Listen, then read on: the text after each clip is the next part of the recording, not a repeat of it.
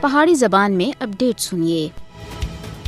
مسئلہ کشمیر دے اُتے اقوام متحدہ دی قرارداداں دے اُتے عمل درآمد تک کشمیریاں دی جدوجہد ہر صورت وچ جاری رہسی۔ اقوام متحدہ دی قرارداداں کشمیریاں دے حق خود ارادیت دی توثیق کردیاں۔ 5 جنوری 1949 کو منظور کیتی جانے والی قرارداداں وچ اقوام متحدہ سن کشمیریاں دا حق خود ارادیت باقاعدہ طور دے اُتے تسلیم کیتا ہویا ہے اور یہ فیصلہ دیتا سا کہ رائے شماری دے ذریعے کشمیریاں دے مستقبل دا فیصلہ اقوام متحدہ دی نگرانی وچ کیتا جاسی۔ اس قرارداد دے اُتے اس مسئلے دے عین فریق پاکستان اور بھارت دونوں سن اتفاق بھی کیتا سا، لیکن بعد وچ بھارت سن مختلف بہانہ تھے کشمیریاں کو انہاں دے پیدائشی حق خود ارادیت تے محروم رکھیا ہویا ہے۔ بھارتی ہردرمی کشمیریاں دے حق خود ارادیت دی راہ دے وچ سب تے بڑی رکاوٹ ہے۔ بھارتی حکومت دی 5 اگست 2019 دی غیر قانونی ایک طرفہ کاروائیاں دا مقصد ہی کشمیریاں دی کنی شناخت اور ثقافت کو انہاں کولوں کھسنا ہے۔ مودی حکومت دا جموں کشمیر دی مسلم شناخت کو تبدیل کرنے دا منصوبہ بین الاقوامی اصولاں دے خلاف ہے، لیکن کشمیری اپنی کنی شناخت اور ثقافت تے تحفظ دے واسطے پرعزم ہیں، چاہے کچھ بھی ہو جائے۔ بھارت پروپیگنڈے دے